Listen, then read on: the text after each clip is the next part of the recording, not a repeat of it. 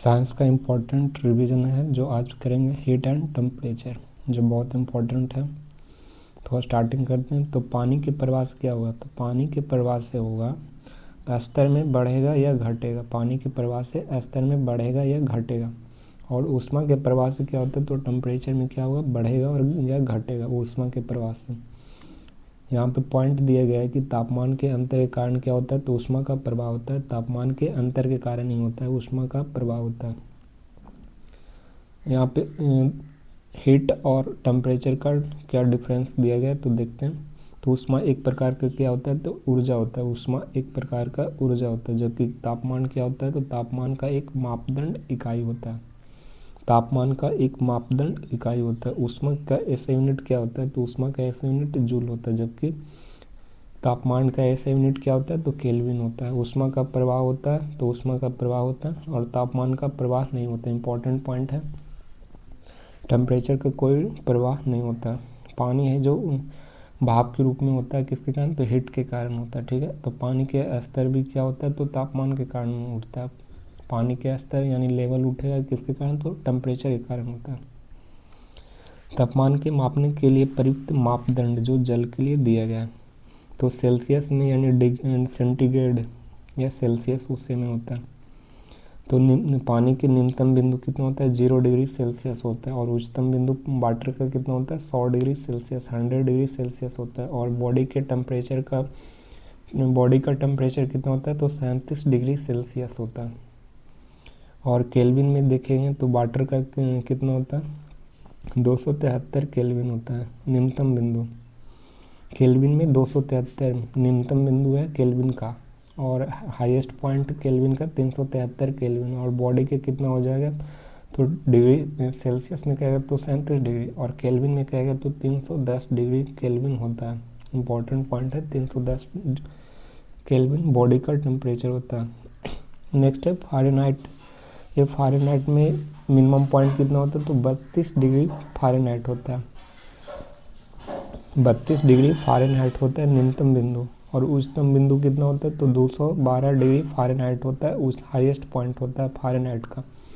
और बॉडी के temperature Fahrenheit में कितना हो जाएगा? तो 98.6 फ़ारेनहाइट, 98.6 फ़ारेनहाइट होता है फ़ारेनहाइट में बॉडी का टेम्परेचर। र्यूमर में क्या होता है? तो 0 डिग्री पर र्यूमर न्यूनतम बिंदु होता है, और मैक्सिमम बिंदु क्या है? तो 80 डिग्री र्यूमर पर होता है। नेक्स्ट है रैंकिन। तो रैंकिन होता है जो इसका मिनिमम पॉइंट कितना होता है? तो 492 रैंकिन होता है, 492 रैंकिन। और मैक्सिमम कहेगा तो 672 रैंकिन होता है। 492 और 672, 492 और 672 इंपॉर्टेंट पॉइंट है। और एफ यदि डिग्री सेल्सियस होगा या फ़ारेनहाइट होगा या केल्विन होगा या र्यूमर होगा या रेडियन होगा, सॉरी रैंकिन होगा, तो इसका फार्मूला क्या होता है? तो C/5 बराबर F-32 बराबर K-273/5, और बराबर क्या हो जाता है? तो र्यूमर/4 बराबर रैंकिन -492/9 होता है। तो इसका डायरेक्ट याद करना, C/5 हो गया, F-32/9 हो गया, और कितना? K-273/5 होता है। इतना याद कर लेना। C/5 F-32/9 बराबर क्या हो जाए? K-273/5, K-273/5। ऐसे ये देखो, ये भी है, तो ये तो ज़्यादा बड़ा हो जाएगा, याद नहीं होगा। यदि डिग्री सेल्सियस 60 डिग्री सेल्सियस है तो फ़ारेनहाइट निकालना है, तो इसका फार्मूला लगा देंगे। C/5 बराबर क्या हो जाएगा? F-32/5 बराबर K-273/5 बराबर कितना हो जाएगा? R/4 हो जाएगा। तो ये फार्मूला निकाल देंगे। तो किस फ़ारेनहाइट निकालना है तो डिग्री के सेल्सियस के मान पुट कर देंगे। तो यहाँ पे कितना है? डिग्री सेल्सियस 60 डिग्री और F-32/9, तो काटेंगे कितना आ जाएगा? वर्णमाट होते से F-32 कितना आ जाएगा? 140 डिग्री फ़ारेनहाइट। उसी प्रकार इसको कर देंगे C/5 K-273/5। और रैंकिन निकालना है तो रैंकिन के C/5 बराबर क्या हो जाएगा? R/4 फार्मूला लगा देंगे तो आ जाएगा। यदि एक निश्चित तापमान पर फ़ारेनहाइट के तापमान डिग्री सेल्सियस को क्या कर दिया? दुगना कर दिया, तो तापमान बताओ। फ़ारेनहाइट तापमान को 2 डिग्री सेल्सियस कर दिया जाए तो F बराबर कितना हो जाएगा? तो F बराबर C फार्मूला क्या होता है, C/5 बराबर F माइनस 32/5। तो F बराबर क्या पुट कर देंगे 2C, तो इधर 9C हो जाएगा और इधर से भी मल्टीप्लाई कर देंगे तिरछा तिरछी, तो 5 दूनी 10C और इधर कितना 32 × 5 160। तब इसका घटाओ C का एक साइड ले जाओ तो ये इधर माइनस आ जाएगा, तो 10C में से -C घटेगा, C बचेगा। ये कितना हो जाएगा, इधर निगेटिव था तो बराबर के ऊपर ले जाएगा तो पॉजिटिव आ जाएगा। तो C बराबर कितना 160 डिग्री सेल्सियस हो जाएगा। और फ़ारेनहाइट में निकालना तो फ़ारेनहाइट C की जगह पुट कर देंगे तो फ़ारेनहाइट निकल जाएगा। तो इसका क्या करेंगे, फ़ारेनहाइट निकालना था ना, तो फ़ारेनहाइट देखो इधर डिग्री सेल्सियस 27 डिग्री, तो केल्विन बराबर क्या हो जाएगा, डिग्री सेल्सियस में 273 जोड़ देंगे तो केल्विन आ जाएगा, ठीक है ना। सेल्सियस दिया रहा है और केल्विन निकालना तो 273 ऐड कर देना है। डिग्री सेल्सियस दिया रहा है, केल्विन ऐड कर देंगे 273, केल्विन दिया रहा है डिग्री सेल्सियस तो K माइनस 273। केल्विन बराबर क्या होता है, डिग्री सेल्सियस प्लस 273, इंपॉर्टेंट है, डायरेक्ट निकल जाएगा। केल्विन बराबर डिग्री सेल्सियस प्लस 273। अब देखो डिग्री सेल्सियस बराबर केल्विन माइनस 273, केल्विन निकालना है तो डिग्री सेल्सियस प्लस 273। दुनिया के सबसे न्यूनतम संभव तापमान कितना होता है, तो -273 डिग्री सेल्सियस होता है। दुनिया के सबसे न्यूनतम टेम्परेचर कितना, -273 या 0 केल्विन होता है, जिसे परम शून्य तापमान भी कहा जाता है। परम शून्य तापमान पर वायु का भी आणविक गति रुक जाता है। परम शून्य ताप पर क्या होता है, तो वायु की आणविक गति रुक जाती है। -40 डिग्री सेल्सियस का मान फ़ारेनहाइट में भी कितना होता है, -40 डिग्री फ़ारेनहाइट होता है। मानव शरीर का समान तापमान कितना होता है, तो 37 डिग्री सेल्सियस, सेल्सियस में 37 डिग्री सेल्सियस, फ़ारेनहाइट कहेगा तो 98.6 डिग्री फ़ारेनहाइट होता है। और केल्विन कहेगा तो 310 केल्विन होता है, केल्विन में 310, फ़ारेनहाइट में 98.6 फ़ारेनहाइट और केल्विन में 310 केल्विन, और डिग्री सेल्सियस में 37 डिग्री सेल्सियस। जल का त्रिक बिंदु कितना होता है, तो ठोस द्रव गैस में जल का ट्रिपल पॉइंट क्या होता है, तो K बराबर कितना होता है 273.5 केल्विन हो जाएगा। और डिग्री सेल्सियस में कितना होगा, तो 0.15 डिग्री सेल्सियस बर्फ़ का। जल का त्रिक बिंदु कितना होता है, तो केल्विन में K कितना होता है 273.1 केल्विन और डिग्री सेल्सियस में 0.15 डिग्री सेल्सियस होता है। तापमान को मापने का यंत्र क्या होता है, थर्मामीटर, जो डॉक्टरी थर्मामीटर या फ़ारेनहाइट थर्मामीटर खोज, थर्मामीटर की खोज कौन किए थे, तो फ़ारेनहाइट के द्वारा खोजा गया था। थर्मामीटर में 3 प्रकार के होते हैं, बांटा गया है, तो एक द्रव तापमापी, एक गैसीय तापमापी, एक अन्य तापमापी। द्रव तापमापी में कौन कौन है, तो पारा और एल्कोहल है। द्रव तापमापी में कौन कौन है, तो पारा और एल्कोहल। इसका रेंज कितना होता है, तो पारा का जो रेंज है 35 डिग्री सेल्सियस से लेकर कितना डिग्री सेल्सियस होता है, 43 डिग्री सेल्सियस तक होता है। 35 डिग्री सेल्सियस से लेकर 43 डिग्री सेल्सियस। और 95 डिग्री फ़ारेनहाइट से 118 डिग्री फ़ारेनहाइट तक होता है पारा का रेंज। 35 डिग्री सेल्सियस में कहेगा तो 35 डिग्री सेल्सियस से लेकर 43 डिग्री सेल्सियस तक। फ़ारेनहाइट में कहेगा तो 95 डिग्री फ़ारेनहाइट से 118 डिग्री फ़ारेनहाइट तक होता है। और अल्कोहल का रेंज कितना होता है, तो -112 डिग्री सेल्सियस से 78 डिग्री सेल्सियस तक। -112 डिग्री सेल्सियस से 78 डिग्री सेल्सियस तक क्या करता है, अल्कोहल का रेंज है। नेक्स्ट है गैसीय तापमापी। इसमें दो गैसीय तापमापी में दो होते हैं, एक नाइट्रोजन एक हाइड्रोजन। तो नाइट्रोजन का रेंज कितना होता है, -200 डिग्री सेल्सियस से 1500 डिग्री सेल्सियस होता है। नाइट्रोजन के तापमापी कितना, -200 डिग्री सेल्सियस से 1500 डिग्री सेल्सियस। और हाइड्रोजन का रेंज कितना होता है, तो -200 डिग्री सेल्सियस से 500 डिग्री सेल्सियस होता है। -200 से 500 डिग्री सेल्सियस किसका, हाइड्रोजन का। और अन्य तापमापी में कौन कौन है, तो इसको 3 भागों में बांटा गया। एक है प्लेटिनम प्रतिरोधी तापमापी, दूसरा तापयुग्मी तापमापी, थर्ड क्या, तो पूर्ण विकिरण तापमापी, जिसे पायरोमीटर भी कहा गया। तो प्लेटिनम प्रतिरोधी तापमापी का रेंज कितना होता है, तो -200 डिग्री सेल्सियस से 1200 डिग्री सेल्सियस होता है। प्लेटिनम प्रतिरोधी तापमापी का रेंज कितना होता है, -200 डिग्री सेल्सियस से 1200 डिग्री सेल्सियस। और तापयुग्म तापमापी का रेंज कितना होता है, -200 डिग्री सेल्सियस से 1600 डिग्री सेल्सियस होता है। तापयुग्म तापमापी का रेंज कितना होता है, -200 डिग्री सेल्सियस से 1600 डिग्री सेल्सियस होता है। पूर्ण विकिरण तापमापी यानी पायरोमीटर का रेंज कितना होता है, तो 800 डिग्री सेल्सियस से अधिक होता है। 800 डिग्री सेल्सियस से अधिक पूर्ण विकिरण तापमापी यानी पायरोमीटर का रेंज होता है। तापमापी युग्म का रेंज कितना है, तो -200 डिग्री सेल्सियस से 1600 डिग्री सेल्सियस को। और तापमापी युग्म सिद्धांत कौन दिए थे, तो सीवेक प्रभाव पर डिपेंडेंट है। किस पर, सीवेक प्रभाव पर ताप युग्म तापमापी डिपेंडेंट है। गर्म धातु है, अलग धातु को क्या करता है, गर्म करता है, और दूसरा क्या हो जाता है, दूसरा अलग धातु गर्म करेंगे तो दूसरा धातु क्या हो जाएगा, अलग हो जाएगा। पूर्ण विकिरण तापमापी जिसे पायरोमीटर कहा गया है, तो इसका रेंज कितना है, तो 800 डिग्री सेल्सियस से अधिक होता है। और ये पूर्ण विकिरण तापमापी किस सिद्धांत पर कार्य करता है, तो स्टीफन के सिद्धांत पर पूर्ण विकिरण तापमापी कार्य करता है। किसी गर्म वस्तु के द्वारा उत्पन्न विकिरण ऊर्जा के पास किसी वस्तु के द्वारा उत्पन्न विकिरण ऊर्जा के परम ताप के चतुर्थ घात के समानुपाती होता है। जो स्टीफन का सिद्धांत है उसमें कह रहा है कि कोई वस्तु गर्म करने पर जो उसमें उत्पन्न जो रेडिएशन होगा उसका एनर्जी के उसके टेम्परेचर के चतुर्थ घात के क्या हो जाएगा, समानुपाती होगा। जो रेडिएशन होगा उसके परम ताप के चतुर्थ घात का समानुपाती होता है। तो ये डायरेक्टली प्रोपोर्शनल T4 हो जाएगा। ये डायरेक्टली प्रोपोर्शनल T4 और इसका हटाएंगे रो डायरेक्टली को तो क्या हो जाएगा, तो ये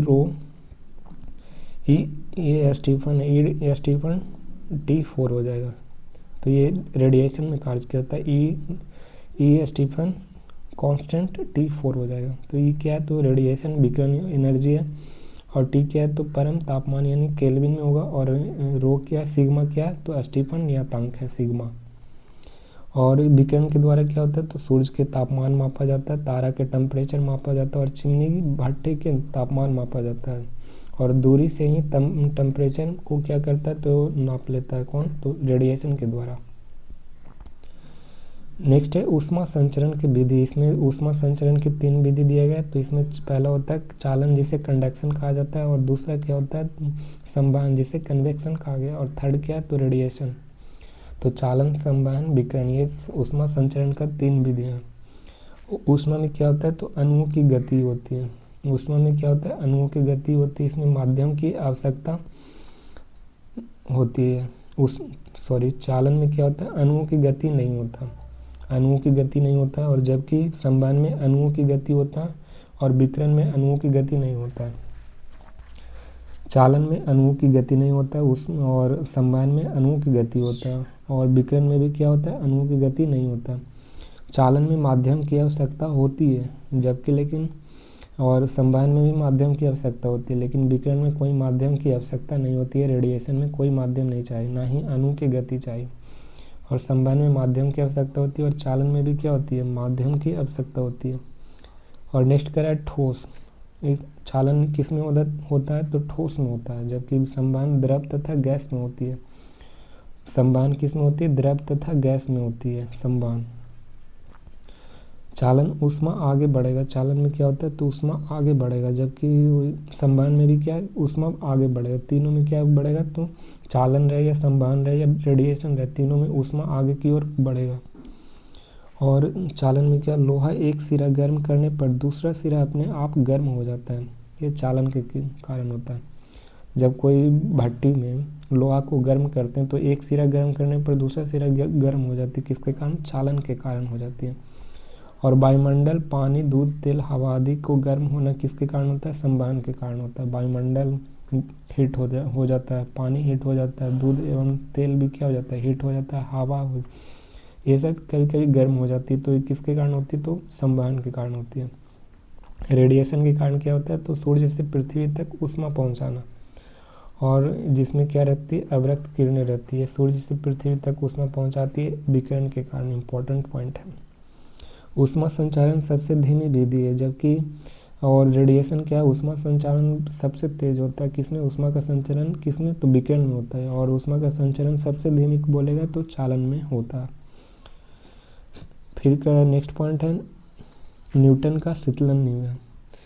कोई वस्तु के अधिक गर्म से कम गर्म होने में जितना समय लगता है, कोई वस्तु है उसको अधिक गर्म से कम गर्म होने में जितना समय लगता है उसे अधिक समय कम गर्म से बहुत कम गर्म होने लगता है। न्यूटन के शीतलन नियम में कहा गया कि कोई वस्तु यदि मैक्सिमम पॉइंट पर क्या है, हिट है, तो उसको जितना ठंडा होने में और जितना ठंडा और होने में कम लगता है उसे कहा जाता है शीतलन का नियम। जितना मतलब मिनिमाइज हो सकता है उसे कहते हैं क्या, तो न्यूटन का शीतलन नियम। जैसे कोई वस्तु है, लोहा है, तो उसका टेम्परेचर कितना है, 100 डिग्री सेल्सियस, वो 5 मिनट में 90 डिग्री सेल्सियस हो गया। फिर 5 मिनट से अधिक होने पर 80 डिग्री सेल्सियस हो गया। फिर 5 मिनट नहीं 6 मिनट से अधिक हो गया तो उसका टेम्परेचर और घट गया, कितना, 70 डिग्री। फिर बाद में 7 मिनट के बाद वो क्या हो गया, 60 डिग्री सेल्सियस पर आ गया। तो यही क्या है, तो यही होगा जो कोई भी वस्तु का जो टेम्परेचर है जो मिनिमम होते जा रहा है, तो उसका ये न्यूटन का शीतलन नियम पर डिपेंडेंट रहेगा। और इसका फार्मूला क्या होता है, तो Q1 माइनस Q2 बटा T बराबर क्या हो जाएगा, K, और Q1 प्लस Q1 नहीं है, सॉरी, θ1 माइनस θ2 बटा T, K into θ1 plus θ2/2 minus θ0 हो जाएगा, ठीक है ना। θ0, θ1 क्या है, तो पहले की ऊष्मा हो जाएगा, θ2 क्या हो जाएगा, तो बाद की ऊष्मा हो जाएगा, और θ0 क्या हो जाएगा, तो वायुमंडलीय ऊष्मा है, और ये T दिया गया। तो θ1 माइनस θ2 बटा T, K इंटू θ1 प्लस θ2 बटा 2 माइनस क्या हो जाएगा, θ0। तो θ0 क्या है, तो ये वायुमंडल का हीट हो जाएगा, और T तो टाइम हो गया करता है। यदि किसी वस्तु के 50 डिग्री सेल्सियस से 40 डिग्री होने में 50 डिग्री से 40 डिग्री होने में 10 मिनट लगता है, तो 40 डिग्री से 30 डिग्री होने में कितना समय लगेगा, तो ये θ1 दिया गया, ये θ2 है, ये टाइम हो गया, और ये क्या हो गया, θ0 हो गया। ये वायुमंडल के टेम्परेचर है ना, तो θ0 हो गया कितना, θ0। तो यहाँ θ0 ये क्या है, 40 डिग्री है ना, तो ये 40 डिग्री क्या, θ2 हो गया, और θ0 कितना, 20 डिग्री सेल्सियस दिया। तो पुट कर देंगे θ1 माइनस θ2/T बराबर K इंटू θ1 प्लस θ2/2 और माइनस θ0। तो θ1 कितना, तो 50, और माइनस θ2 40, तो 50 माइनस 40 है, टाइम कितना, 10 सेकेंड, 10 मिनट में, बराबर के फिर θ1 प्लस θ2/2, तो 50 40 90 माइनस θ0 कितना, 20। तो इसको जोड़ो, ये 10 तो ये कट जाएगा, एक आएगा, और इधर कितना आ जाएगा, 90, तो 45 हो गया, और ये कितना हो गया, तो 45 के मल्टीप्लाई करेंगे तो 45 के माइनस 20 के, तो के बराबर कितना आ गया, 1/25 आ गया, 1/25 के बराबर, और के का मान पुट कर देंगे तो क्या आ जाएगा, तो ये टाइम निकल जाएगा। तो इसी प्रकार ये निकाल देंगे। ये न्यूटन के शीतलन नियम पर डिपेंडेंट रहता है। ब्लैक बॉडी क्या है, तो कृष्ण पिंड क्या है, तो किसी पिंड है जो पिंड या वस्तु जो लगभग सभी विकिरणों को क्या करती है, ऑब्जर्व यानी अवशोषित कर लेती है, उसे ब्लैक बॉडी कहा जाता है। सभी रेडिएशन को क्या करता है, तो खींच लेता है, उसे ब्लैक कृष्ण पिंड कहा जाता है। जैसे काजल है, इसका लगभग 95% रेडिएशन को क्या करती है, तो खींचती है, अवशोषित कर लेती है काजल। और कृष्ण पिंड का सबसे अच्छा उदाहरण क्या है, तो काजल क्या है, तो ब्लैक होल, ब्लैक बॉडी का एक एग्जाम्पल है। काला आदमी या वस्तु में क्या होता है, तो ज़्यादा गर्म होता है। गोरा सफ़ेद आदमी या वस्तु कम गर्म होता है। गर्मी में सफ़ेद वस्त्र क्यों पहनते हैं, तो गर्मी में अच्छा सूती वस्त्र होता है, क्योंकि ऊष्मा को क्या करती है, तो सूती वस्त्र ऊष्मा को प्रवर्तित कर देती है। गर्मी में काला वस्त्र क्यों नहीं पहनना चाहिए, क्योंकि वह अच्छा नहीं होता है और ऊष्मा को ऑब्जर्व नहीं करती है, ब्लैक काला वस्त्र। गाय में कम गर्मी जबकि भैंस में ज़्यादा गर्मी। किरचॉफ्स का नियम क्या है, तो ऊष्मा संबंधित में किरचॉफ्स का नियम क्या होता है, जो पिंडों में जितना अधिक ऊष्मा को अवशोषित करता होगा उतना ही अधिक ऊष्मा को क्या करेगी, उत्सर्जित कर लेगी। जितना अधिक ऊष्मा को अवशोषित करेगा उतना ही अधिक ऊष्मा को उत्सर्जित कर देता है। यह किरचॉफ्स लॉ का नियम है। एक अच्छा अवशोषक एक अच्छा उत्सर्जक के रूप में कहा गया। किरचॉफ्स नियम में कहा गया कि एक अच्छा अवशोषक क्या हो जाएगा, तो एक अच्छा उत्सर्जक के रूप में कार्य करेगा। जो ज़्यादा ऊष्मा को उत्सर्जित करेगा, जैसे जो ज़्यादा ऊष्मा को उत्सर्जित करेगा ज़्यादा चमकेगा, जल्दी ठंडा होगा, काला वस्तु हो जाएगा। ज़्यादा चमकेगा, जल्दी ठंडा हो जाएगा, काला वस्तु होगा, किसके कारण, तो ऊष्मा को उत्सर्जित करने के कारण। जो कम ऊष्मा को उत्सर्जित करेगा वो कम चमकेगा, धीरे धीरे ठंडा हो जाएगा, सफ़ेद वस्तु हो जाएगा। कम रेडिएशन छोड़ेगा तो कम चमकेगा, धीरे धीरे ठंडा हो जाएगा, सफ़ेद वस्तु हो जाएगा। और काला वस्तु, जब वस्तु काला हो और इसका टेम्परेचर 100 डिग्री सेल्सियस हो तो जल्दी गर्म होगा, जल्दी ठंडा होगा और ज़्यादा ऊष्मा को उत्सर्जित करेगा और ज़्यादा चमकेगा। जब वस्तु सफ़ेद हो, 100 डिग्री सेल्सियस पर गर्म हो तो धीरे धीरे गर्म होगा, धीरे धीरे ठंडा होगा, कम ऊष्मा उत्सर्जित करेगा और कम चमकेगा। टीना क्या है तो जल्दी गर्म होगा और जल्दी ठंडा होगा, टीना। लोहा क्या है तो धीरे धीरे गर्म होगा और धीरे धीरे क्या हो जाएगा, ठंडा। पानी क्या है तो धीरे धीरे गर्म होगा, धीरे धीरे ठंडा हो जाएगा। और धरती क्या है तो जल्दी गर्म होता है और जल्दी ठंडा हो जाती है, पृथ्वी। ऊष्मा का प्रसार क्या है तो ऊष्मा के कारण वस्तु में प्रसार होना क्या कहलाता है? ऊष्मा के कारण वस्तु में जो प्रसार एक्सपेंशन होता है उसे क्या कहते हैं? तो ऊष्मा का प्रसार कहा जाता है। इसका फर्स्ट पॉइंट कह रहा है कि लंबाई में परिवर्तन बराबर लंबाई प्रसार गुणांक होता है।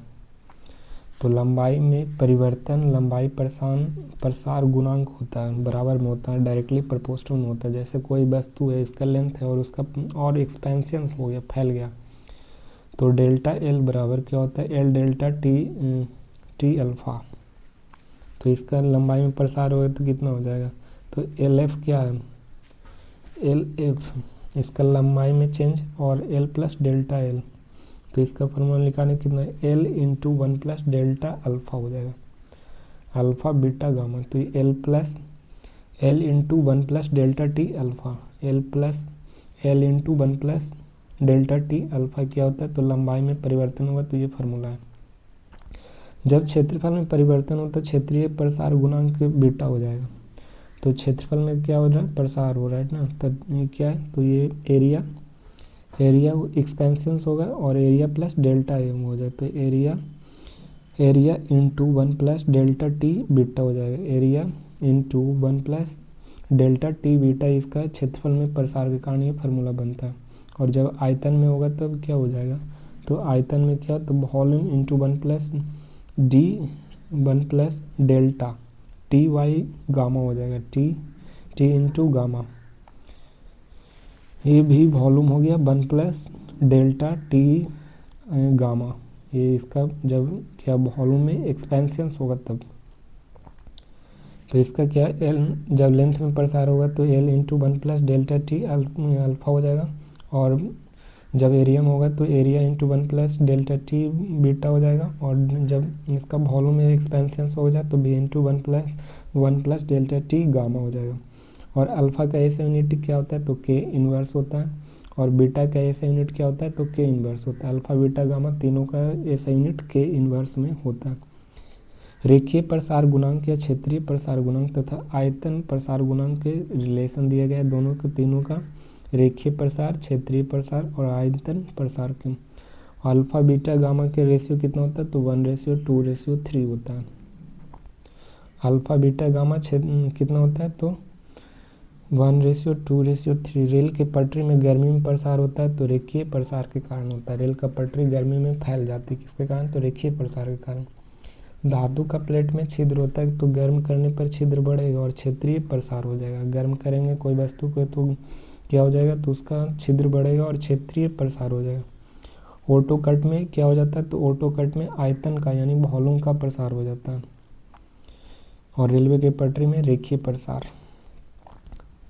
ये क्या दिया गया? तो एक है लैम्डा, क्या था? तो ये लंबा ना,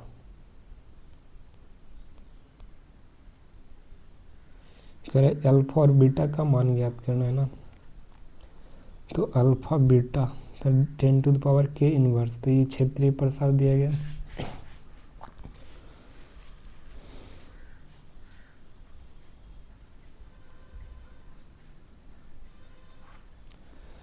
देखो ये अल्फ़ा हो गया, alpha beta gamma, alpha beta gamma, तो ये गामा है, ठीक है ना। तो गामा के मान कितना? 10 के इन्वर्स 1, तो अल्फ़ा और बीटा के मान निकालना।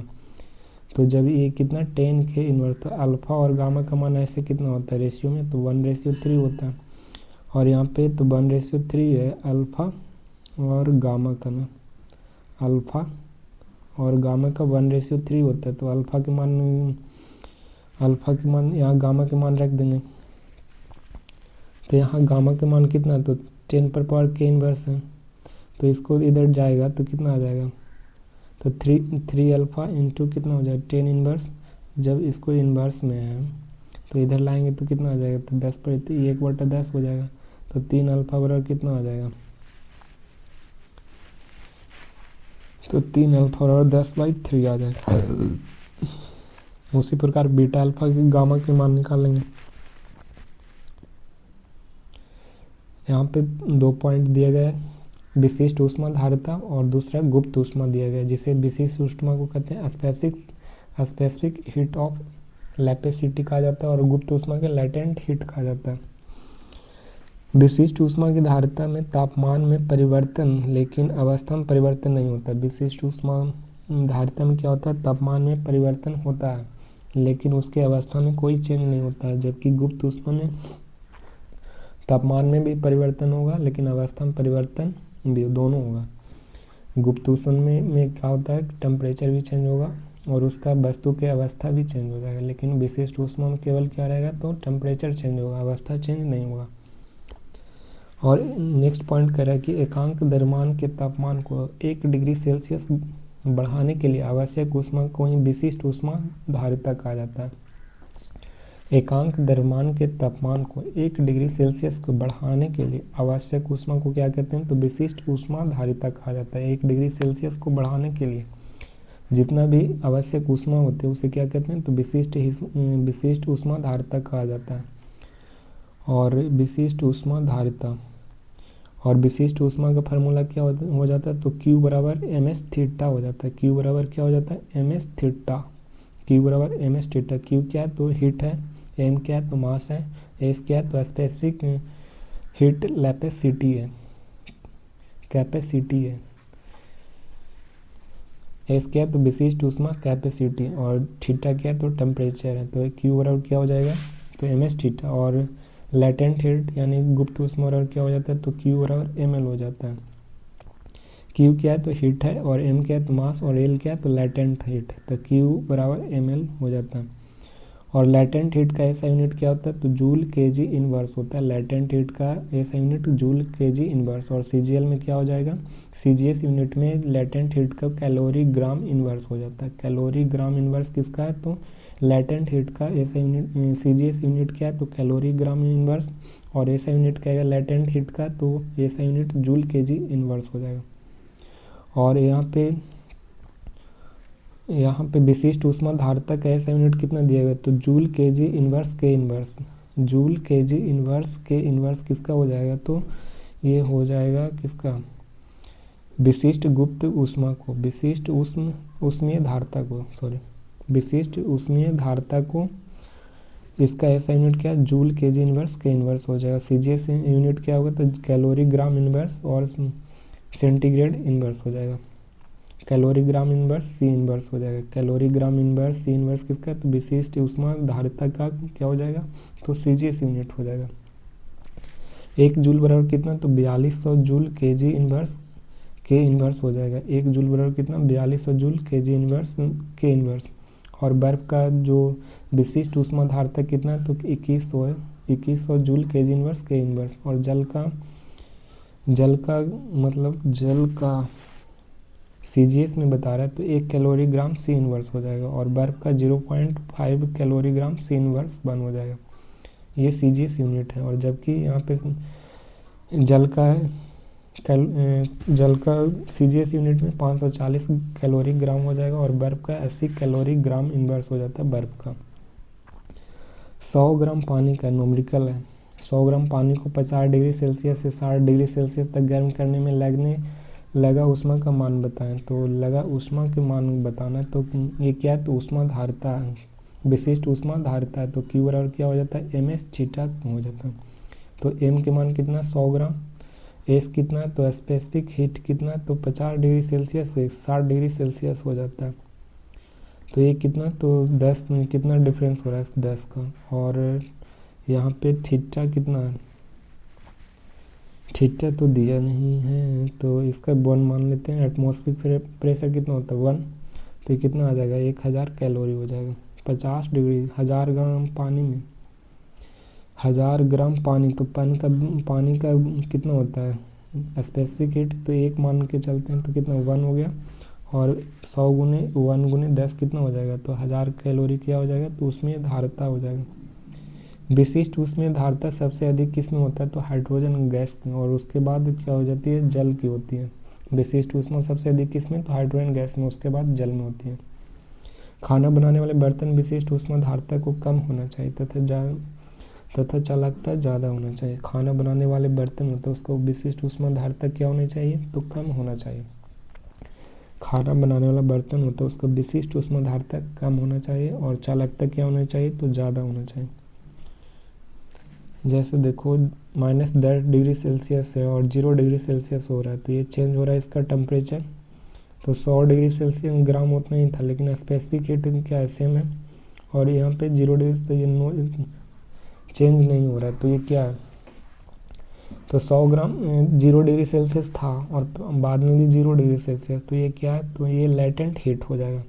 फिर बाद में 0 डिग्री सेल्सियस से 100 डिग्री सेल्सियस है, तो ये स्पेसिफिक हीट यानी विशिष्ट ऊष्मा हो जाएगा, लेकिन इसका टेम्परेचर क्या है, तो 100 डिग्री सेल्सियस पहले भी था और बाद में कितना 100 डिग्री, तो ये लेटेंट हीट हो जाएगा। लेटेंट हीट में उसका टेम्परेचर नहीं चेंज होता, जबकि स्पेसिफिक हीट में क्या होता है, तो उसका टेम्परेचर बढ़ते रहता है। जब 100 ग्राम बर्फ़ को 100 ग्राम वाष्प में बनाने के लिए, तो इसका क्या है, तो 100 ग्राम बर्फ़ को 100 ग्राम वाष्प बनाने के में लगने वाले ऊष्मा को क्या है, तो 100 ग्राम है, और 100 ग्राम बर्फ़ बनाएंगे तो इसका ये लेटेंट हीट हो जाएगा, काहे कि 0 डिग्री सेल्सियस पर बर्फ़ रहता है, और पानी बनाएंगे तो 0 डिग्री सेल्सियस से अप जाएगा तब, फिर 0 डिग्री सेल्सियस से 100 डिग्री सेल्सियस जाएंगे तो स्पेसिफिक हीट फिर 100 डिग्री सेल्सियस से 100 डिग्री से वाष्प में बन जाएगा, तो ये लेटेंट हीट हो जाएगा। तो कुल ऊष्मा कितना हो जाएगा, तो 100 ग्राम बर्फ़ से 100 ग्राम वाष्प, तो पहले किस में जाएंगे, तो बर्फ़ से पानी, फिर पानी से किस में जाएंगे, तो पानी से पानी में रहेगा, और पानी से क्या हो जाएगा, वाष्प बन जाएगा 100 डिग्री समथिंग, तो बर्फ़ से पानी तो लेटेंट हीट, और पानी से जो बिना भाप बनने के पहले उसका, तो फिर ये रहेगा, ये भी पानी के रूप में रहेगा, पानी के बाद क्या रहेगा, वेपोराइज हो जाएगा। तो कुल ऊष्मा बराबर क्या होता है, तो ml plus ms plus ml हो जाता है। लेटेंट हीट कितना 2 बार आ रहा है ना इसमें, तो ml हो गया, तो 100 गुने 50, 100 गुने 50, इस 100 ms 1 एटमॉस्फेयर 1, तो 100 गुने 100, और ml कितना 100 गुने 540, जोड़ दें कितना आएगा 7200 कैलोरी, लेकिन हमको समझ में कुछ नहीं आया। आगे बढ़ो।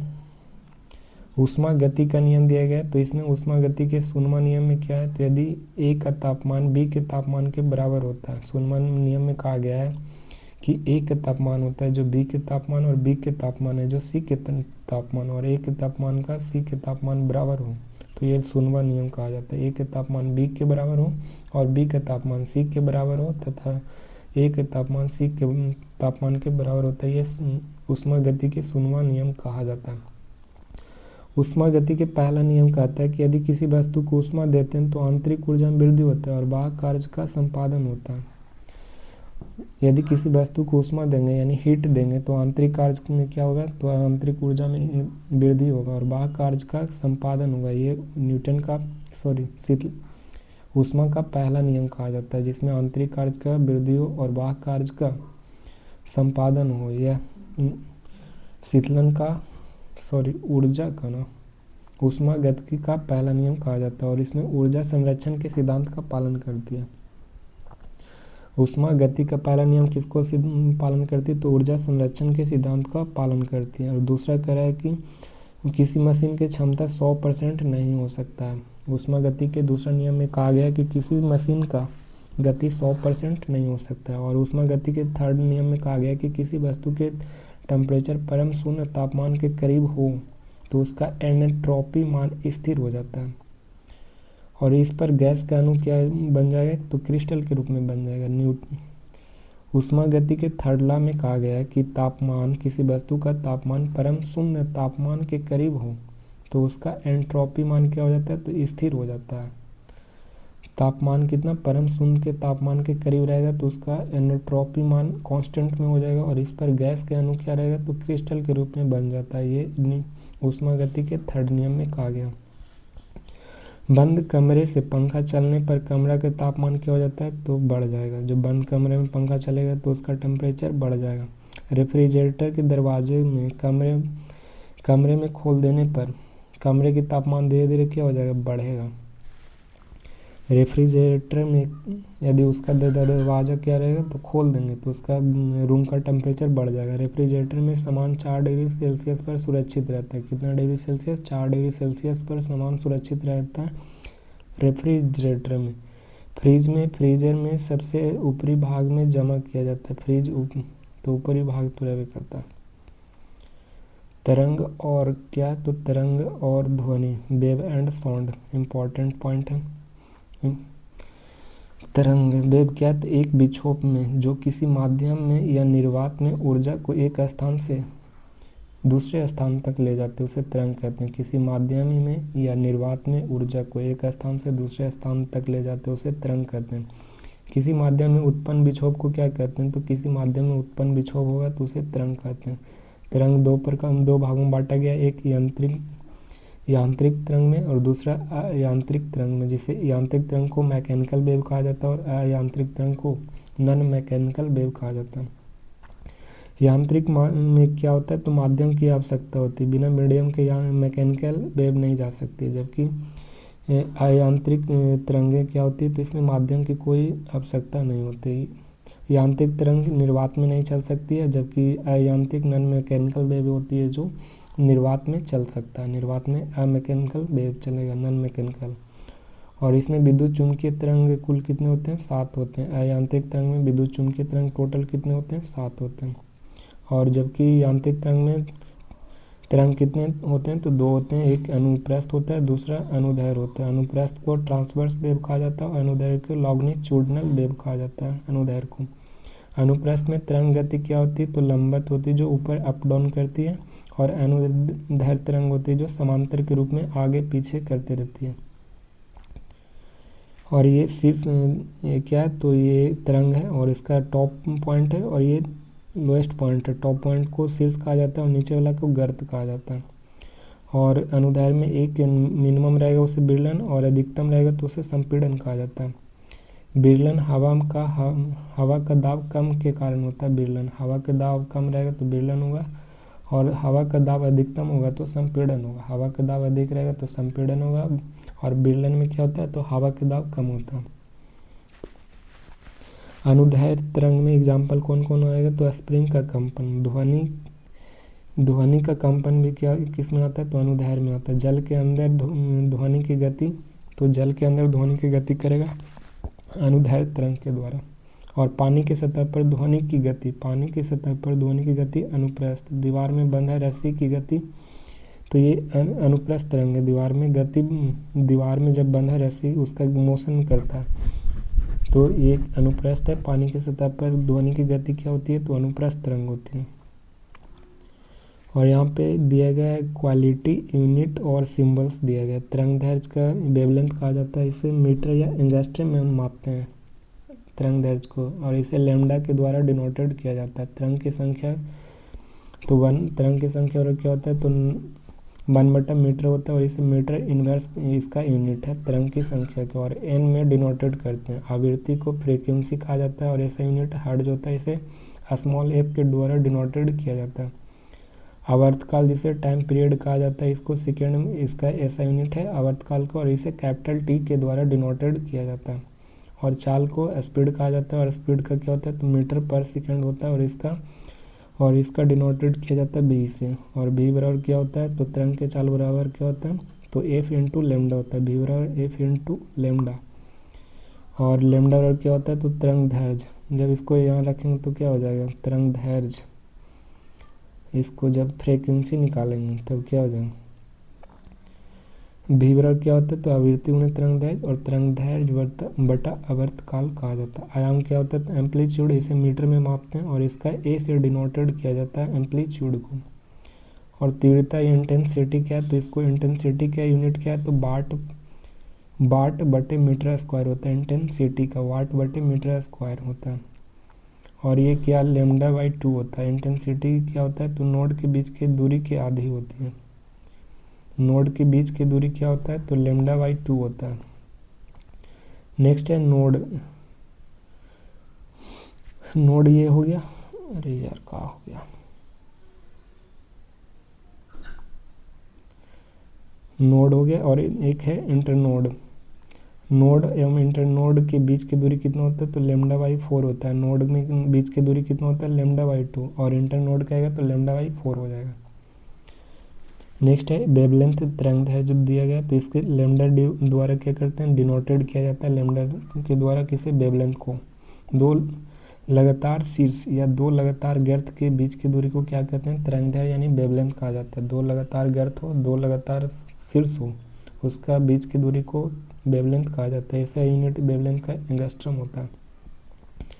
जैसे दो लगातार शीर्ष हो गया, ये क्या हो गया, वेवलेंथ। दो लगातार गर्त हो गया तो ये कहलाता है वेवलेंथ कहलाता है।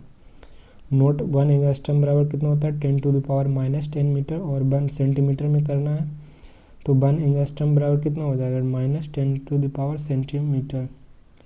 घट जाएगा कितना, मीटर से सेंटीमीटर में चेंज करना है तो डिवाइड कर देंगे तो कितना हो जाएगा, बढ़ जाएगा तो 10⁻⁻12 सेंटीमीटर हो जाएगा। 1 एंगस्ट्रम बराबर 10⁻⁻12 सेंटीमीटर।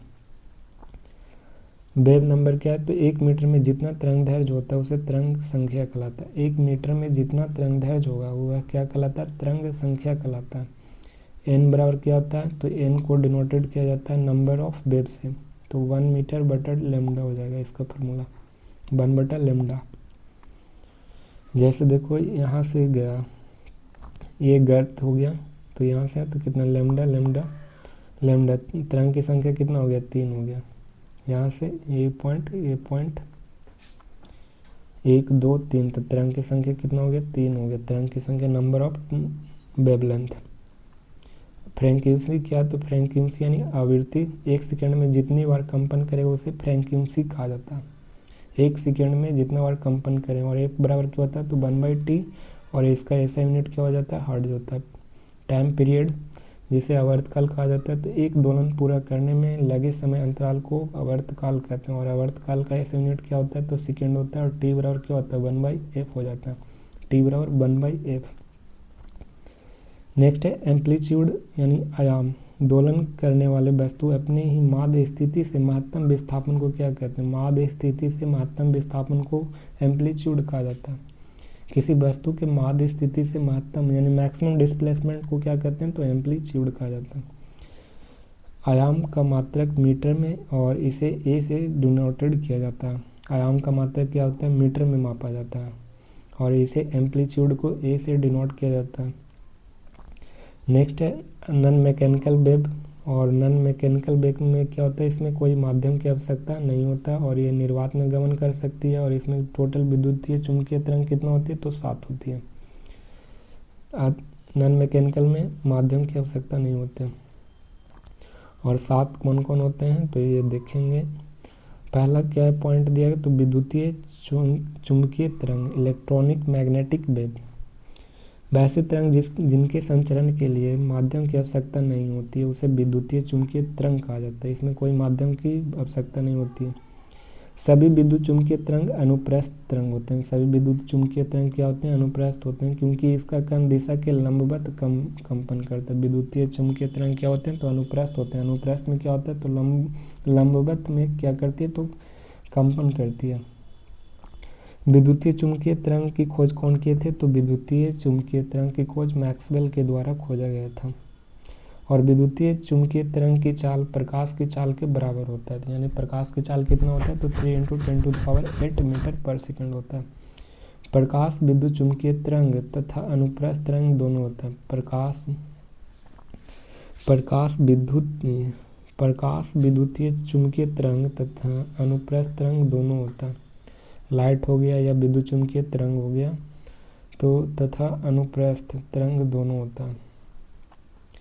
और नॉन मैकेनिकल वेव में 7 कौन कौन है, तो ये 7 हैं। गामा, एक्स, UV, MIR, इसका ट्रिक क्या है, तो गामा, पहले गामा आएगा, alpha beta gamma, gamma X U V I M R, gamma X U V I M are. एक क्या है, तो गामा क्या है, तो गामा किरणें, और एक्स क्या है, तो एक्स किरणें, यू क्या है, तो अल्ट्रावायलेट रे, और क्या है, तो ये विजुअल रे, और ये क्या है, तो आई क्या है, तो इंफ्रारेड, और ये क्या है, तो एम क्या है, तो माइक्रो, और ये क्या है, तो रेडियो तरंग, रेडियो वेव, और एक क्या है, तो माइक्रोवेव हो जाएगा, ठीक ना। तो ये गामा क्या है, तो गामा किरणें, एक्स क्या है, तो एक्स किरणें, यू क्या है, तो अल्ट्रावायलेट रे, बी क्या है, तो विजुअल रे, आई क्या है, तो इंफ्रारेड, और एम क्या है, तो मिनिमम वेव, और आर क्या है, तो रेडियो वेव। यहाँ पे विद्युतीय चुंबकीय तरंग खोजकर्ता और आवृत्ति और उसके उपयोग में विशेषताएं दिए गए। तो गामा किरण फर्स्ट है, तो इसका खोज कौन किए थे, तो पॉल ब्लाड के द्वारा गामा किरण खोज किया गया था, और इसका फ्रीक्वेंसी कितना होता है, तो 10⁻20 से लेकर 10⁻18 तक होती है गामा का रेंज, और इसका उपयोग किया जाता है कैंसर उपयोग में, भोजन को संरक्षण करने के लिए, रेडियोथेरेपी में, और पेट स्कैन में, रेडियोथेरेपी में, और भोजन संरक्षण के लिए कैंसर के उपयोग में गामा किरणें। और एक्स किरणों की खोज कौन किए थे, रोंटगन के द्वारा, और इसका रेंज 10⁻18 से लेकर 10⁻16 होता है एक्स किरणें का, और इसमें CT स्कैन होता है, सिक्योरिटी इसी के द्वारा, एक्स किरणें के द्वारा, एक्सरे और अनुसंरचना, x ray security guard, CT scan और अनुसंरचना एक्स किरणें के द्वारा होती है।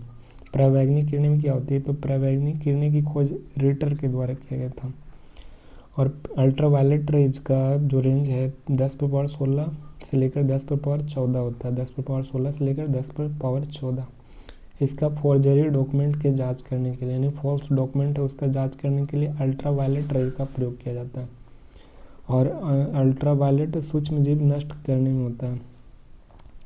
RO+ UV सूक्ष्म जीव को नष्ट करने के लिए भी उपयोग किया जाता है अल्ट्रावायलेट रेज को। विटामिन डी या टैनिंग, चमड़ा के शोधन के लिए अल्ट्रावायलेट रो का भी प्रयोग किया जाता है। नेक्स्ट है दृश्य किरणें, जिसे विजुअल रे कहा जाता है, इसका खोज न्यूटन के द्वारा किया गया था, और इसका रेंज कितना है, 10⁻14 से लेकर 10⁻12, और ये क्या करता है, विजुअल किरणें, तो फोटोसिंथेसिस करता है, लेजर ट्रीटमेंट इसी के द्वारा होता है, दृश्य और बंद विक्षेपण भी दृश्य किरणें के द्वारा होता है। नेक्स्ट है इंफ्रारेड अवरक्त किरणें, इसका खोज कौन किया था, विलियम हर्शल के द्वारा इंफ्रारेड का खोज किया गया था, और इसका रेंज कितना है, 10⁻10 से लेकर 10⁻10 के बीच में होता है। और अवरक्त तरंग होते हैं टीवी रिमोट में हिट करने के लिए, माइक्रोवेव सेंसर, नाइट विजन, और शरीर में दर्द के राहत के लिए अवरक्त किरणें का प्रयोग किया जाता है। सेंसर हो गया, नाइट विजन हो गया, हीट करने के लिए माइक्रोवेव हो गया, टीवी रिमोट हो गया, ये सब की इसमें इंफ्रारेड रहते हैं। नेक्स्ट है माइक्रोवेव यानी सूक्ष्म तरंग या लघु तरंग का ऐसा यूनिट हर्ट्ज में मापते हैं, और इसका रेंज 10 से लेकर 10⁸ तक रहता है। और सूक्ष्म तरंग ब्लूटूथ में होता है, मोबाइल में होता है, वाईफाई में होता है, और पुलिस रडार में भी होता है, और ओवन में भी होता है। माइक्रोवेव ओवन में होता है। Police radar, wifi, Bluetooth, mobile में माइक्रोवेव होता है। रेडियो तरंग की खोज जी मार्कोनी के द्वारा किया गया था, तो इसका रेंज कितना 10⁶ से लेकर 10⁴।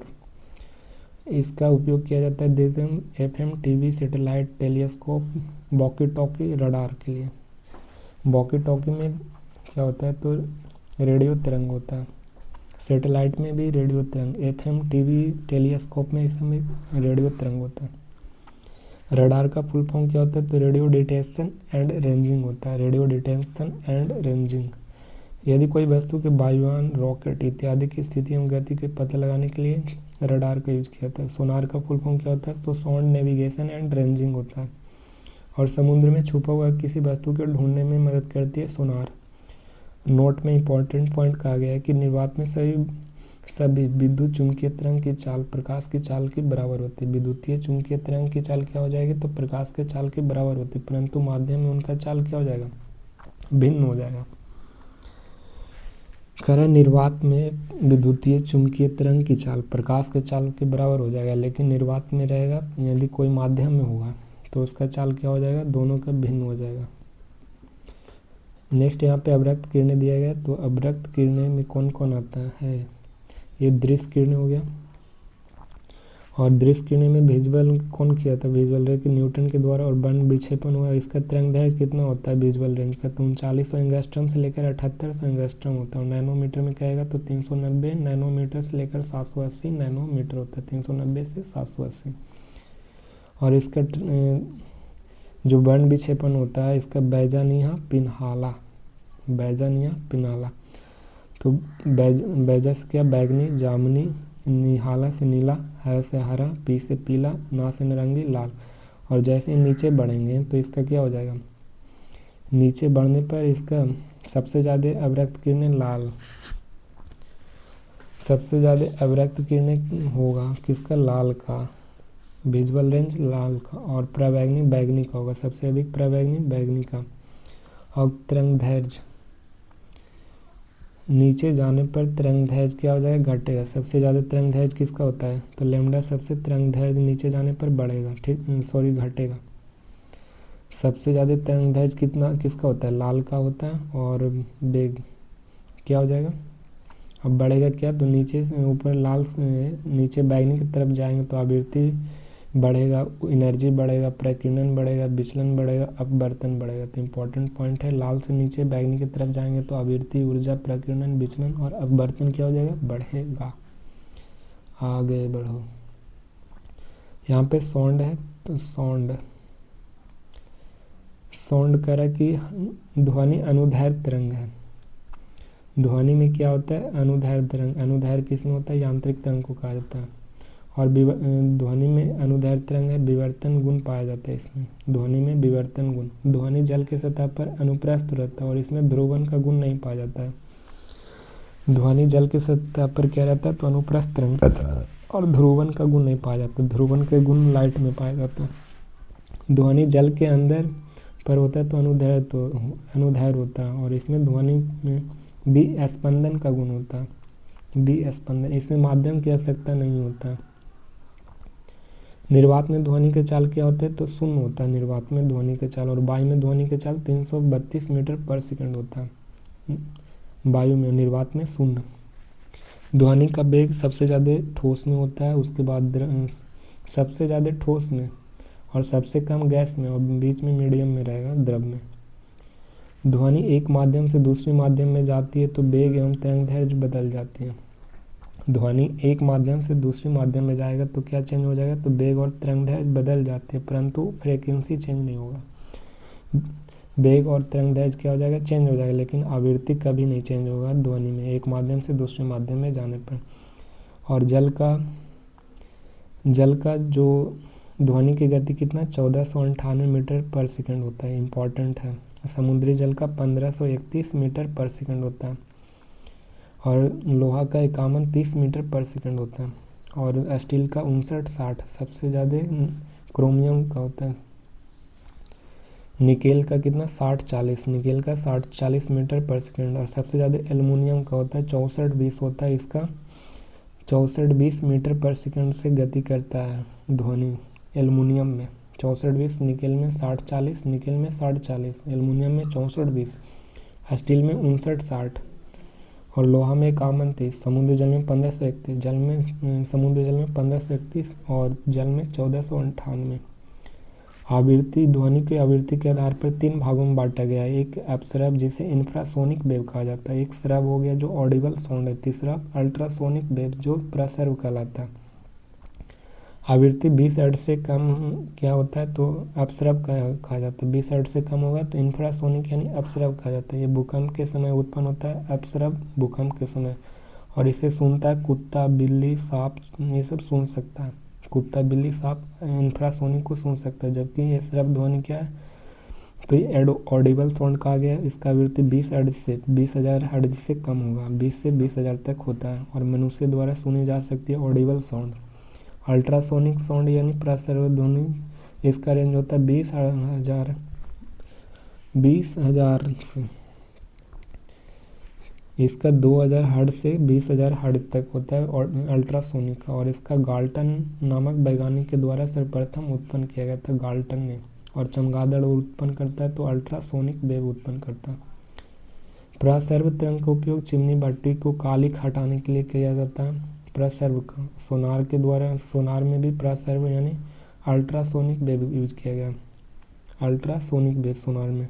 गठिया रोग के उपचार में भी अल्ट्रासोनिक वेव का यूज किया जाता है। समुद्र की गहराई के पता लगाने के लिए भी अल्ट्रासोनिक, संकेत भेजने के लिए भी अल्ट्रासोनिक। दूध के अंदर हानिकारक जीवाणुओं के मारने के लिए अल्ट्रासोनिक वेव का यूज करती है। और भ्रूण के जांच करने के लिए अल्ट्रासोनिक। ब्रेन ट्यूमर के पता लगाने के लिए अल्ट्रासोनिक वेव का। पथरी के उपचार के लिए अल्ट्रासोनिक। ईसीजी में भी अल्ट्रासोनिक, सोनार में भी, और घड़ी के काल पुर्जा में भी अल्ट्रासोनिक का यूज करता है। ध्वनि का गुण इसमें किसमें 3 गुण होते हैं ध्वनि के। पहला इंटेंसिटी, दूसरा पिच, तीसरा गुण।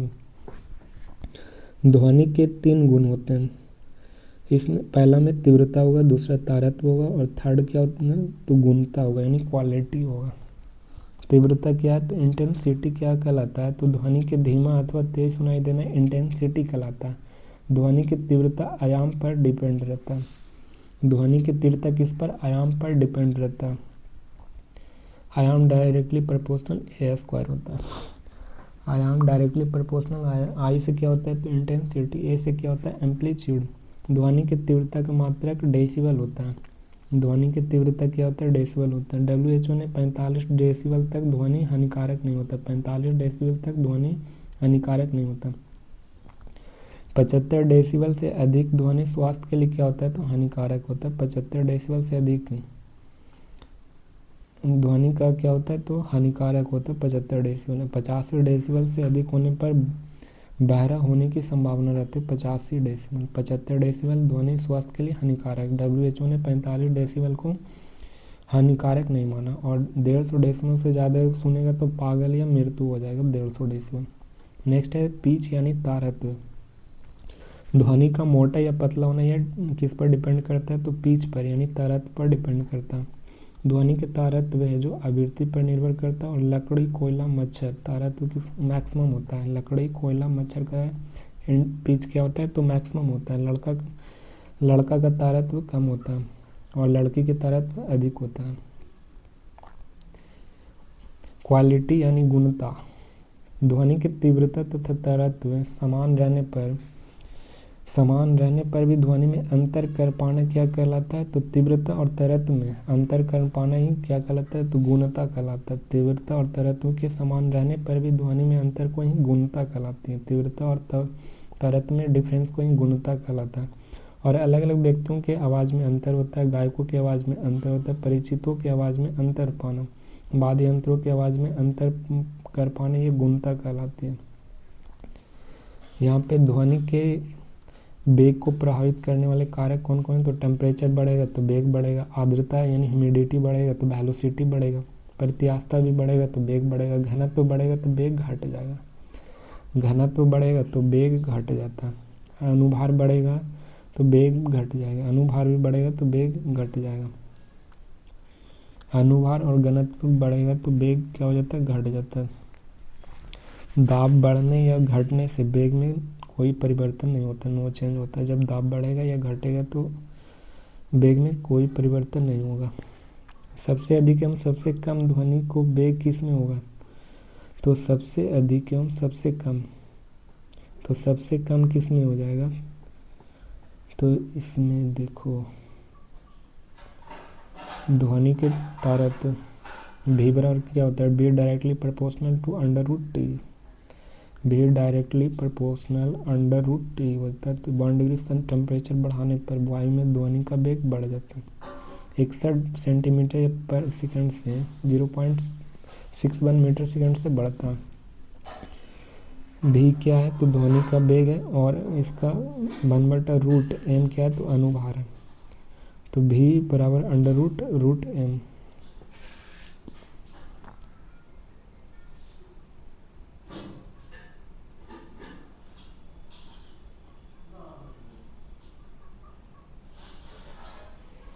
मैक संख्या क्या होता है? तो पिंड की चाल बटे वायु में ध्वनि की चाल होता है। मैक में संख्या बराबर क्या होता है? पिंड की चाल बटे वायु में ध्वनि की चाल। जहाँ पिंड की चाल क्या होता है? तो वायु हो गया, हेलीकॉप्टर हो गया, सैटेलाइट हो गया, मिसाइल की चाल होता है जो पिंड की चाल कहलाता है। वायु, हेलीकॉप्टर, सैटेलाइट ये सब क्या है? तो पिंड की चाल है। और मैक की संख्या बराबर पिंड की चाल बटे ध्वनि की चाल होता है। सब सोनिक क्या होता है? तो मैक संख्या से एक से कम होगा तो सब सोनिक। और सोनिक क्या हो जाता है? मैक संख्या के एक के बराबर हो जाएगा तो सोनिक कहलाता है। और सुपर सोनिक क्या होता है? तो एक मैक संख्या से एक से अधिक होना और 5 से कम होना। एक से अधिक और 5 से कम होगा तो सुपर सोनिक। और हाइपर सोनिक क्या होते हैं? तो हाँ, सब सोनिक को पराध्वनिक और हाइपर सोनिक के अति पराध्वनिक कहते हैं। और मैक संख्या 5 से अधिक होता है। मैक हाइपर सोनिक कितना? 5 से अधिक। सुपर सोनिक 1 से अधिक लेकिन 5 से कम होता है। नहीं किसान। ब्रह्मोस मिसाइल यह एक सुपरसोनिक मिसाइल है और यह क्रूज मिसाइल है और इसकी क्षमता 290 किलोमीटर प्रति घंटा होता है ब्रह्मोस का। 290। यह 2 चरणों में लॉन्च किया जाता है ब्रह्मोस को। यह जल, थल, वायु तीनों जगह पे लॉन्च किया जाता है ब्रह्मोस को। ब्रह्मोस का नाम दिया गया ब्रह्मपुत्र नदी और रूस के मस्कोवा नदी के मिलकर। इसका उत्पादन पहला लखनऊ में खोला गया था ब्रह्मोस का और दागो और भूल जाओ के सिद्धांत पर। और यह जहाज रोधी मिसाइल है। नेक्स्ट है प्रतिध्वनि। किसी सतह से टकराकर लौटना ही प्रतिध्वनि परावर्तन कहलाता है। और ध्वनि के गूंज होता है जो कितना कानों पर गूंजती है? तो 1/10 सेकंड तक होती है। प्रतिध्वनि सुनने के लिए स्रोत या तथा प्रवर्तक सतह के बीच न्यूनतम दूरी 16.6 मीटर होता है, लगभग 17 मीटर होता है। प्रतिध्वनि सुनने और श्रोता और प्रवर्तक बीच में 17। अनुरणन क्या होता है? तो रिवर्बरेशन क्या होता है? ध्वनि के गूंजना और अनुरणन के कम करना। गुद्दा का प्रयोग दीवार को खुरदरा बनाना, प्लाईवुड, कॉर्क, मोटा, दरी, कलम, कालीन, फोम का प्रयोग करते हैं अनुरणन कम करने के लिए।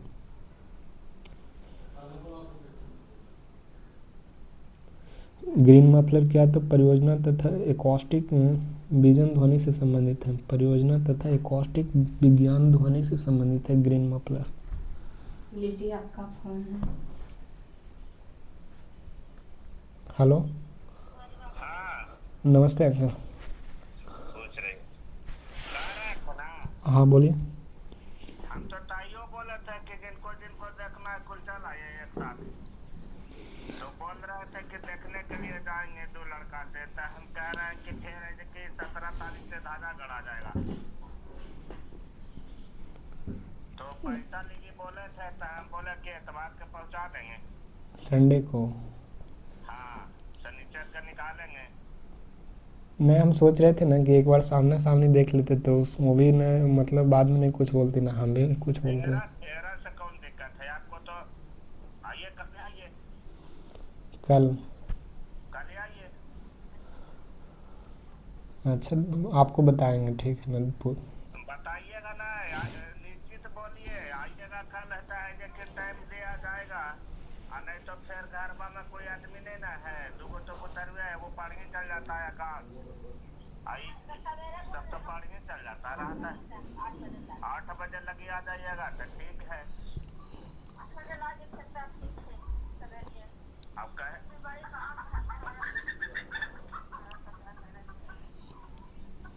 अच्छा, आइएगा तो देखिए 8 बजे लग पहुँच जाइए। और कोचिए छोटका फुटका तो हो गया है, मर गया है वो बच्ची जी। दीदी बोल ही रहे थे कि मतलब कोई दादी एक्सपायर कर गए तब। हाँ, तो कहे का मतलब मर गया है तो कुछ तो बनेगा नहीं। नहीं, रेडीमेड नाश्ता मंगवा देंगे, मिठाई उठाई। अब मिठाई नाश्ता कर लीजिएगा, देख लीजिएगा। अपना घर तो अपना है। देखे लगी तो सब परिवार देखल तो तोरा देखे लगी तोरे तो दमिए है। अनुरणन क्या है? तो ध्वनि के गूंजना क्या कहलाता है? तो अनुरणन कहलाता है। अनुरणन कम होने पर क्या रहता है? तो गद्दा का प्रयोग और दीवार की खुरदरा बनना, प्लाईवुड, कॉर्क, मोटा पर्दा, दरी, कालीन, फोम का प्रयोग करता है अनुरणन के कम करने के लिए। रिब्रिविएशन क्या होता है? तो ग्रीन मफलर परियोजना तथा एकॉस्टिक विज्ञान ध्वनि से संबंधित रहता है। ग्रीन मफलर परियोजना तथा एकॉस्टिक विज्ञान से संबंधित रहता है। ग्रीन मफलर का मतलब शहर में गाड़ियों के बारे में साउंड को कम करने के लिए किनारों पर प्रयोग किया जाता है ग्रीन मफलर को। और कुछ माध्यमों में ध्वनि के चाल कितना होता है, तो 25 डिग्री सेल्सियस पर होता है। आसूत जल कितना होता है, तो 1498 मीटर पर सेकंड। समुद्री जल 1531 मीटर पर सेकंड। नमकीन जल 1500 मीटर पर सेकंड। वायु कितना होता है, 332 मीटर पर सेकंड। ऑक्सीजन का 316 मीटर पर सेकंड। स्टील का 5960 मीटर पर सेकंड। और निकेल क्या है, तो 6040 मीटर पर सेकंड। एल्युमिनियम के 6420 मीटर पर सेकंड। लोहा में 5130 मीटर पर सेकंड। कांच में 5640 मीटर पर सेकंड। सबसे अधिक एल्युमिनियम में होता है 6420, लोहा में 5130 मीटर पर सेकंड, काल में 5640।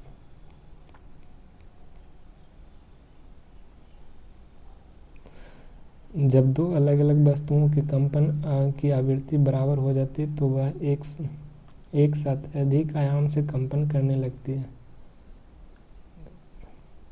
जब दो अलग अलग वस्तुओं का कंपन आवृत्ति बराबर हो जाती, कंपन की आवृत्ति बराबर हो जाती तो वह एक साथ अधिक आयाम से कंपन करने वाली लगती है। इस घटना को अनुनाद कहा जाता है। इसी कारण से 1939 में यूएसए के टैकोमा पोल अनुनाद के कारण क्या हो जाता है, टूट गया है। 1939 में यूएसए के टैकोमा पुल का अनुनाद कारण टूट गया और इसलिए सोना का पुल पार करते समय मार्च करते हुए जाने से मना करता है। अनुनाद के कारण तानसेन के गाने पर कांच टूट जाता है। अनुनाद के कारण तानसेन के गाने के कारण क्या होती है, तो टूट जाती है। ये अनुनाद हो गया।